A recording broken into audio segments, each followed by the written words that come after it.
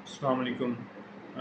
آج میں نے صبح نیوز پر دیکھا ہے کہ جو یورپین یونین ہے اس نے پاکستان کا جو جی ایس پی اسٹیٹس ہے اس کو 2023 تک ایکسٹینڈ کر دیا ہے، اور اس کے لیے جو ہے وہ زیادہ یورپین یونین کا یہی فوکس ہے کہ جو پاکستان میں ہے جو ایکسپورٹرز ہیں وہ لیبر رائٹس اور ہیومن رائٹس کی پابندی کریں۔